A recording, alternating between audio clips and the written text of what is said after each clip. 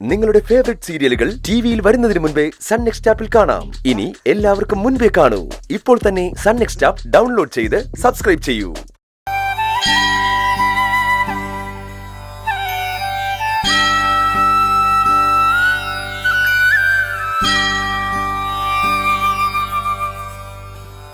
അകത്തി കേറി ദേവിയെ തൊഴുത് പ്രസാദമൊക്കെ വാങ്ങിയിട്ട് വാ മോനെ. അമ്മ ഇവിടെ ഒറ്റയ്ക്കാക്കിട്ടോ? അത് പറ്റില്ലമ്മേ, ഞാൻ ഇവിടെ ഒന്ന് തൊഴുതോളാം.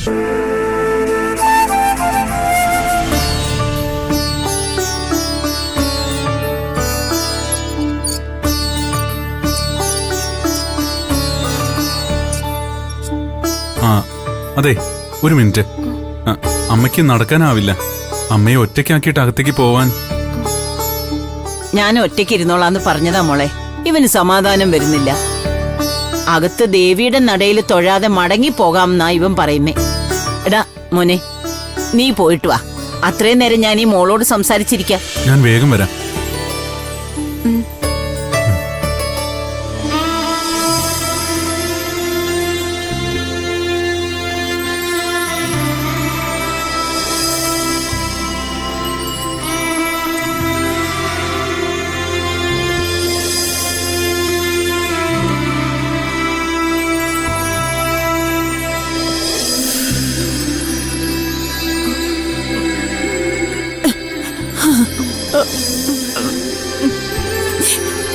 എനിക്ക് വയ്യ മോളെ.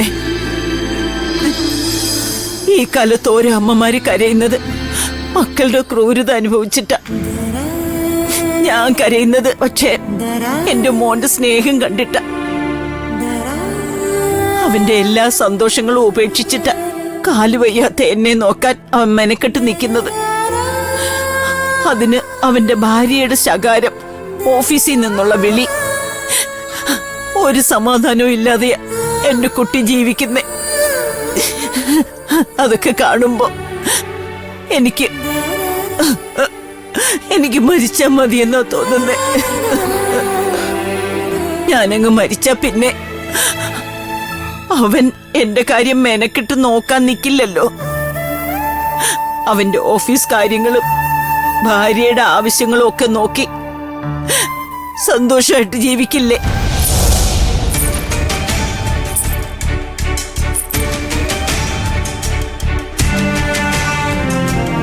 അച്ഛന്റെ അമ്മയുടെ ഒപ്പം ജീവിച്ച് അവരുടെ കാര്യങ്ങൾ നോക്കി ജീവിക്കുന്നതിലും വലിയൊരു സന്തോഷം ഈ ലോകത്തില്ലാന്ന് ഈ അമ്മയോട് പറയാനാവുന്നില്ലല്ലോ ദേവി.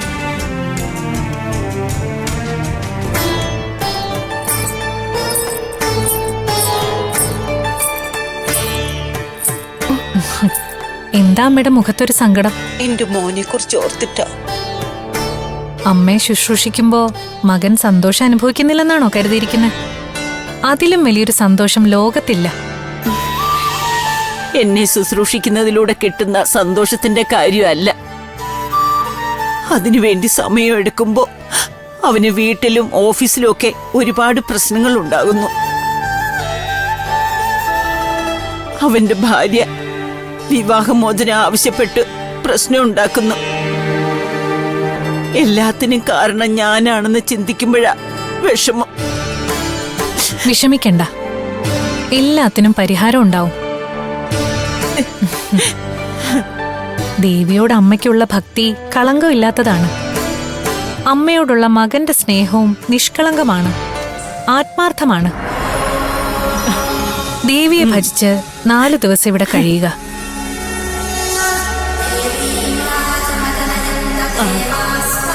ശുഭമായത് സംഭവിക്കും.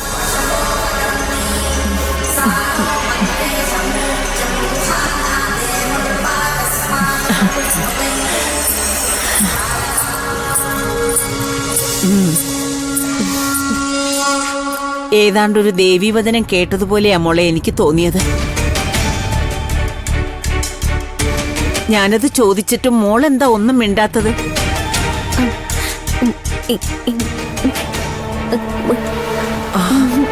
സംസാരിക്കാൻ കഴിയില്ലെന്നോ?